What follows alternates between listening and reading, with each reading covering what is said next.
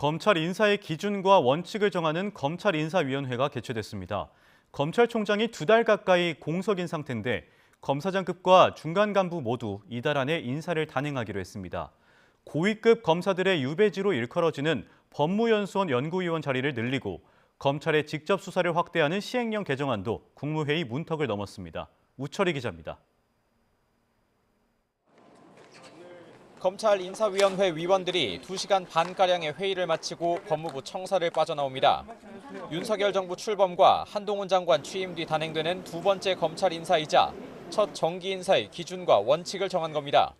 합리적이고 공정한 인사를 마련하기 위해서 저희가 논의를 했습니다.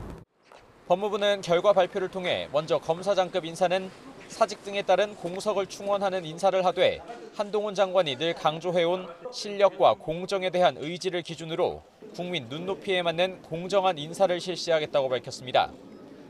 다만 현재 검사장 막내 기수인 사법연수원 29기에서 몇 기까지 새로 발탁할지는 밝히지 않았습니다. 또 차장, 부장급 중간 간부 인사는 검사장급 인사에 따른 공석을 순차적으로 충원하고 검찰의 직접 수사 확대를 핵심으로 하는 최근 직제 개편을 반영해 적재적소의 인사를 하기로 했습니다.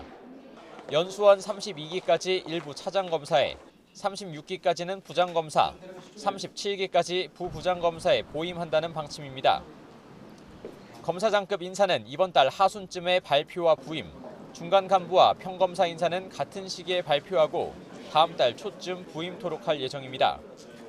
김호수 전 검찰총장이 지난달 사퇴한 뒤 검찰 수장 자리가 2달 가까이 공석이라 한동훈 장관 취임 직후 단행된 인사 때와 마찬가지로 총장 패싱 논란은 이번에도 피하지 못하게 됐습니다. 그럼 지금은 신속하게 당면한 현안에 대해서 업무를 해야 될 부분이 많은 거거든요. 검찰총장 임명한 이후에 인사를 해야 된다라는 것에는 지금 현재 상황이 저는 그거는 맞지 않다고 생각합니다.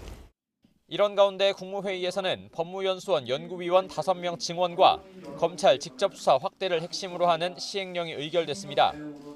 유배지로 불리는 법무연수원 연구위원 증원으로 지난 정부 때 중용된 검찰 고위 간부들의 추가 좌천이 예고되는 대목입니다.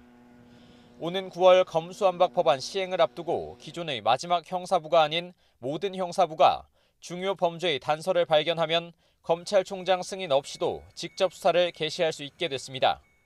이제 사전 절차는 모두 마치고 딱 인사만 남은 가운데 한동훈 장관의 2번째 검찰 인사가 어느 정도로 파장을 일으킬지 주목됩니다. YTN 우철입니다.